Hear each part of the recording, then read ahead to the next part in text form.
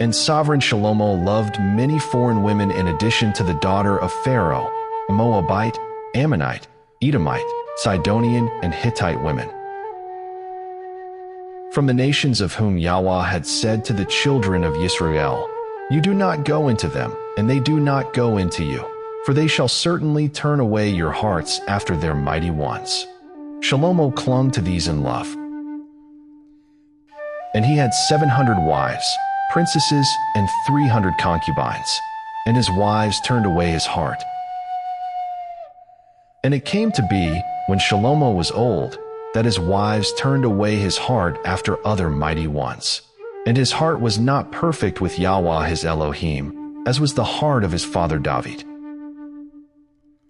And Shlomo went after Ashtoreth the mighty one of the Sidonians, and after Milcom the abomination of the Ammonites. Thus Shlomo did evil in the eyes of Yahweh, and did not follow Yahweh completely, like his father David. Then Shlomo built a high place for Chemosh the abomination of Moab, on the hill that is east of Jerusalem, and for Molech the abomination of the children of Ammon.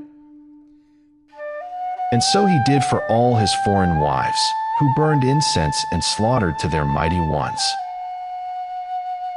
Therefore Yahweh was enraged with Shlomo, because his heart had turned away from Yahweh Elohim of Yisrael, who had appeared to him twice, and had commanded him concerning this word, not to go after other mighty ones. But he did not guard what Yahweh had commanded. And Yahweh said to Shlomo, "Because you have done this, and have not guarded my covenant and my laws, which I have commanded you, I shall certainly tear the rain away from you, and give it to your servant. Only, I do not do it in your days, for the sake of your father David. Out of the hand of your son I shall tear it. Only, I shall not tear away all the rain, but give one tribe to your son for the sake of my servant David, and for the sake of Jerusalem, which I have chosen." And Yahweh raised up an adversary against Shlomo, Hadad the Edomite. He was of the seed of the sovereign in Edom. And it came to be when David was in Edom, and Joab the commander of the army had gone up to bury the slain, after he had smitten every male in Edom. Joab remained there with all Yisrael for 6 months, until every male in Edom was cut off. That Hadad fled to go to Mitzrayim, he and certain Edomites of his father's servants with him, while Hadad was still a little child. And they arose from Midian, and came to Paran, and took men with them from Paran, and came to Mitzrayim, to Pharaoh sovereign of Mitzrayim, who gave him a house, and ordered food for him, and gave him land. And Hadad found much favor in the eyes of Pharaoh, so that he gave him as wife the sister of his own wife, the sister of sovereigness Tahpenes. And the sister of Tahpenes bore him Jinyabath his son, whom Tahpenes weaned in Pharaoh's house. And Jinyabath was in the house of Pharaoh among the sons of Pharaoh. And Hadad heard in Mitzrayim that David slept with his fathers, and that Joab the commander of the army was dead, and Hadad said to Pharaoh, "Let me go to my land."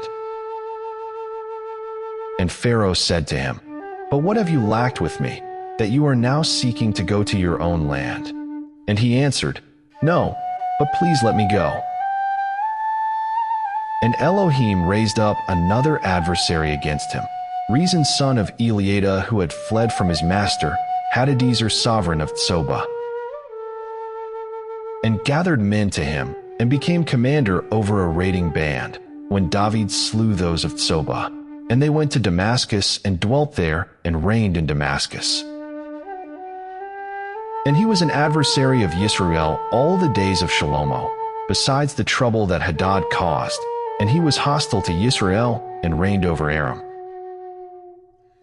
And a servant of Shlomo, Jeroboam son of Nebat, an Ephraimite from Tzerida, whose mother's name was Tseruah, a widow, also lifted up a hand against the sovereign. And this is what caused him to lift up a hand against the sovereign. Shlomo had built Millo, repairing the breaks in the city of David his father. And the man Jeroboam was a brave man. And Shlomo, seeing that the young man was doing his work well, made him the officer over all the compulsory labor of the house of Joseph. And it came to be at that time, when Jeroboam went out of Jerusalem, that the prophet Ahiah the Shilonite met him on the way, and he was wearing a new garment, and the two were alone in the field. And Ahiah took hold of the new garment that was on him, and tore it into 12 pieces, and said to Jeroboam, "Take for yourself 10 pieces, for thus said Yahweh, the Elohim of Yisrael, See, I am tearing the reign out of the hand of Shlomo, and shall give 10 tribes to you. But he shall have 1 tribe for the sake of my servant David, and for the sake of Jerusalem, the city which I have chosen out of all the tribes of Israel. Because they have forsaken me, and bow themselves to Ashtoreth the mighty one of the Sidonians, to Chemosh the mighty one of the Moabites, and to Milcom the mighty one of the children of Ammon, and have not walked in my ways, to do what is right in my eyes, and my laws and my right rulings, as did his father David.